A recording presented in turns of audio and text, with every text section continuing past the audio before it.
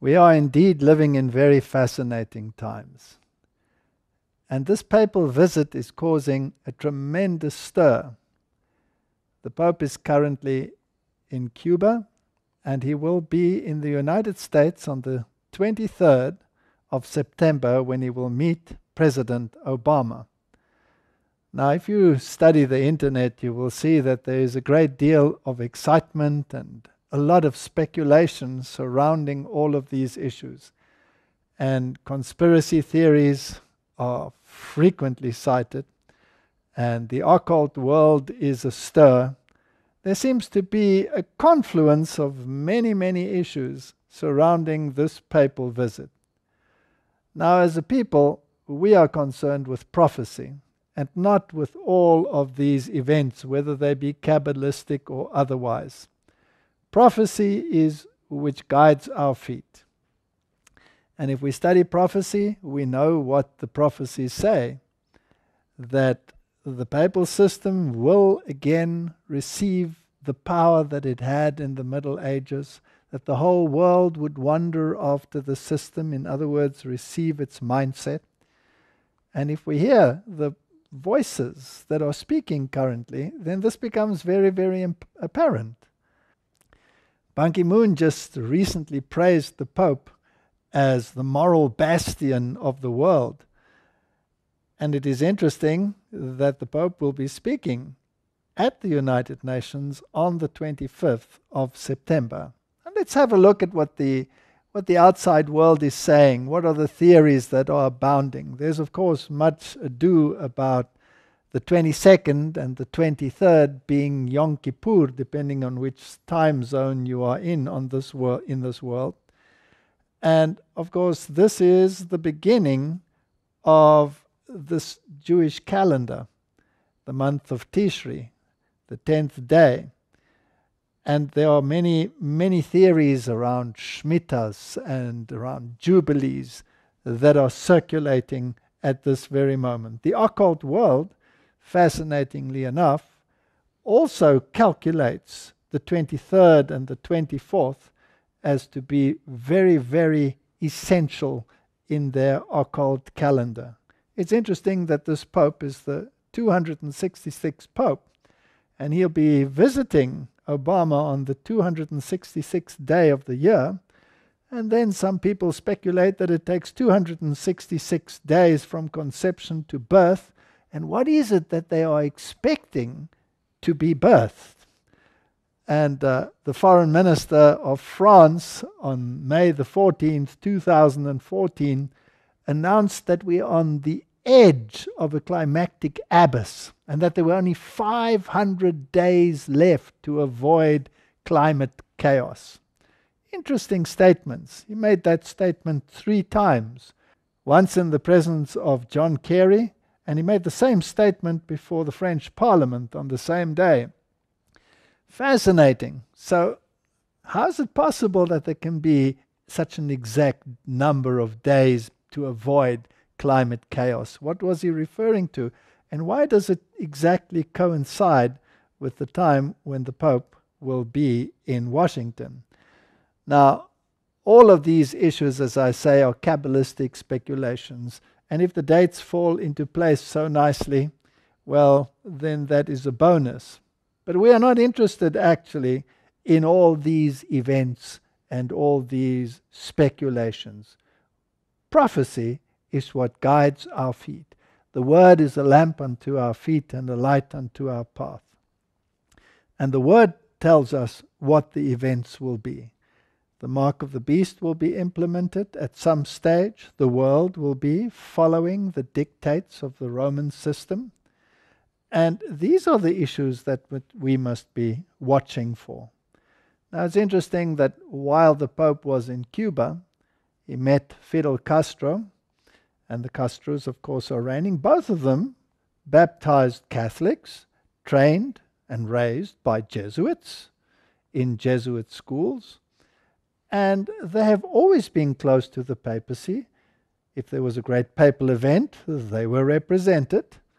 So this game about being anti-Catholic or being against Catholicism and religion, was never reflected in the past owing to their papal visits. The message that Pope Francis had for Cuba was one of reconciliation, bringing ideologies together, having created the gateway for peace between Cuba and the United States. This was a time to celebrate the unity, the confluence of the Hegelian dialectic, the fusion of minds. Now, it's also interesting that in the occult world, September the 23rd, September the 24th is considered the time when Osiris will be manifested. And if we look at those issues, we can come to some interesting conclusions. He will be meeting Obama in the White House on the 23rd of September. And as we have studied, the White House gets its name from Andrew White, the Jesuit who dedicated Maryland to the Immaculate Conception. And that is why the Immaculate Conception is on the agenda of the papal visit.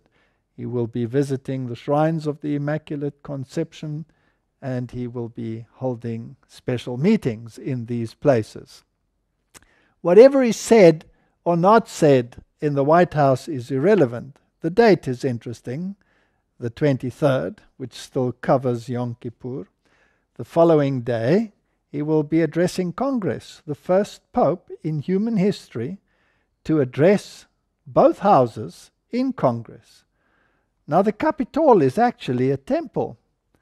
And if we consider that the Pope considers himself to be divine, as a reincarnation, as it were, of the deity, Osiris, then Osiris will actually be manifesting himself in the form of the Pope in that temple.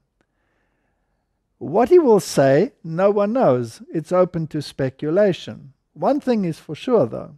When Ratzinger visited the German parliament, he stated that the fact that he was speaking there was an acknowledgement of his moral authority. Now, it's interesting that Ban Ki-moon made so many statements about the moral stature of the Pope. Will he be addressing them in terms of climate change or other issues? Many people are speculating about Sunday legislation. I don't think those will be the issues. Just the mere acknowledgement of his moral authority in addressing this illustrious body is sufficient signal to the world. The world will take note. Obama has already opined that the encyclical that the Pope had released on climate change was to be a guideline for future action. That is why the next visit at the United Nations is equally important, having produced the encyclical, which, by the way, does state that Sunday is to be pivotal in this climate issue, as well as the Eucharist. How exactly that theologically combines with climate change is still a mystery. Nevertheless, he put them together. He probably will be addressing climate change at the United Nations, but climate change is just a means of creating something greater, a new world order where all people come together with one mindset. It's interesting that The Economist, the magazine that, is produced by the illustrious economists of the world, in 2015, January 2015, showed all the world leaders arrayed behind Obama with the Pied Piper moving in the front. And that, of course, is the way in which people are led in a particular direction. Is that what the French minister alluded to? This great visit of the Pope? Why 500 days? Because they absolutely end on the 24th when he speaks to Congress. Announced 500 days in advance to avoid chaos, climactic chaos. Will Sunday be an issue? Well, yes, because he addresses the world meeting of families thereafter, and he has already claimed before that Sunday is the very basis and heart of the family, because it is the only day in which the whole family can come together. So yes, all of these issues are on the table. We are going to speak about a new order in the world, even if it is brought about by climate legislation. We are going to speak on this tour about Sunday, because he has already stated that Sunday is the heart of the family, and he's addressing this illustrious meeting in Philadelphia, which of course means brotherly love. And then he will be attending various Marian shrines. So these are the events that are taking place. There's a Kabbalistic agenda, and the dates make beautiful Kabbalistic sense. But that is not what we are focusing on. What is the greater issue? Is the world going to come together in some form of consensus? Even if it is climate change that they use to introduce this. And are they going to introduce legislation to bring about a basis for a new dispensation in terms of the economic world, which then would include Sunday legislation? Only time will tell. Prophecy has predicted these events, and we are living in the time when we can actually witness them happening before our very eyes. These are interesting times. We need to watch the events. We need to be watchmen on the walls of Zion. We need to study prophecy. We need to sweep away the hype and the occult agendas and look at the heart of the prophetic culmination, when the man of sin will enthrone himself, take the place of God, and introduce laws and legislations which are contrary to the law of God. The nations will fall in line and do this work for him. May God give us wisdom as we study the events of our